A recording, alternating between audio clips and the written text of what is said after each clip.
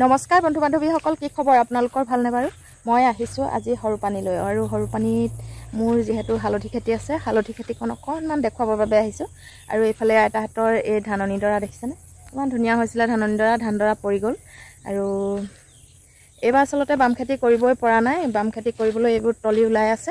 মই আপোনালোকক দেখুৱাই আছোঁ বেক কেমেৰা। এইবোৰ আচলতে এইবাৰ বৰষুণটো দিয়ে আছে যে, সেইটো কাৰণে মাটিটো শুকোৱা নাই। আৰু অলপমান দুদিনমানৰ পাছতে আচলতে মাটিডৰা শুকাব আৰু ইয়াতে অকণমান আলু দিম বুলি ভাবিছোঁ। কি হয় চাওঁচোন। বোম্বাই আলুকে দিব লাগিব আৰু অসমীয়া আলুটো দিবলৈ নহ'ব, কাৰণ অসমীয়া আলু পাবলৈও নাই। গতিকে বোম্বাই আলু কিমান পাওঁ, কেনেকৈ পাওঁ চাওঁচোন।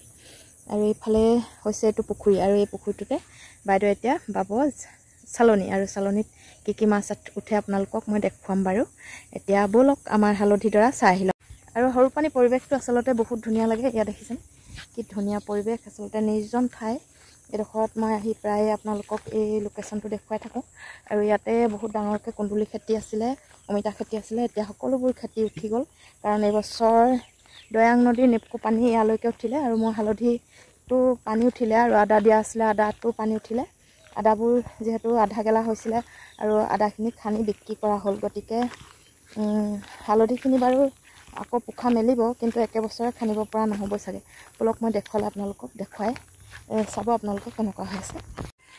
এইফালে মই পাই গ'লোহি হালধি তলি, আৰু হালধি তলিডৰা আচলতে এইবাৰ পানী হৈ গৈছিলে। মই কৈছোঁ নহয় আপোনালোকক, এয়া চাওক কৈছে এয়া আকৌ নতুন পোখা মেলিছে, কিন্তু একেবছৰে খানিলে হয়তো নহ'বও পাৰে। কি কাৰণে পানী পোৱাৰ কাৰণে মৰি গ'ল নে কিয়ে নে আপোনালোকে জনাবচোন। পানী আচলতে ইয়ালৈকে ডুব গৈছিলে, কিন্তু দুদিনমানহে থাকিছিলে পানী, আৰু দুবাৰমান আকৌ এবাৰ উঠিলে, আকৌ এবাৰ পানী নাইকিয়া হৈ গ'ল। তেনেকৈ দুবাৰ উঠিলে, আৰু সেয়েহে চাগে এনেকৈ এইবোৰ বেমাৰেই লাগিছেনে কি হৈছে নাজানো, আৰু এনেকৈ শুকাই শুকাই গৈছে। যোৱা বছৰ কিন্তু বহুত ভাল হৈছিলে। এইবছৰ কি হ'ল দেখিছেনে, পানী উঠোঁতে এনেকুৱা হ'ল নে কিয়ে নে। আৰু এডোখৰ আছে এইফালে দেখিছে, এইডোখৰ হালধিয়ে হয়, কিন্তু পাতবোৰ এনেকৈ মৰি মৰি গৈছে। কি কাৰণে হৈছে একো গম পোৱা নাই। পানী হোৱাৰ কাৰণে হৈছে বুলি ভাবিছোঁ। এতিয়াতো কাতি মাহত হিচাপে হালধি পাত এনেকৈ মৰে, আগৰ মানুহে কয়, কিন্তু কাতি মাহত পাতবোৰ কাটি দিব লাগে বুলি কয়। আগৰ যিটো খেতি কৰা পদ্ধতি আছিল, কিন্তু এতিয়া বৈজ্ঞানিক পদ্ধতিত সেই পাতবোৰ কাটি দিব নালাগে। গতিকে বেমাৰ হৈছেনে, পানীৰ কাৰণে হৈছেনে, নে বুঢ়া হৈ পকিছে, সেইটোহে এতিয়ালৈকে গম পোৱা নাই। আপোনালোকে যদি গম পাই জনাবচোন।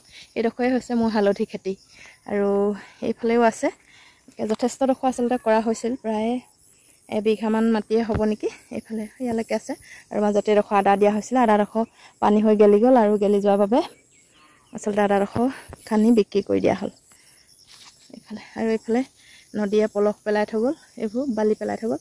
এইবোৰ ধুনীয়াকৈ হাল মাৰি এতিয়া উলিয়াই থোৱা হৈছে, এচা হাল বাই থোৱা হৈছে। আৰু এইফালে দেখিছেনে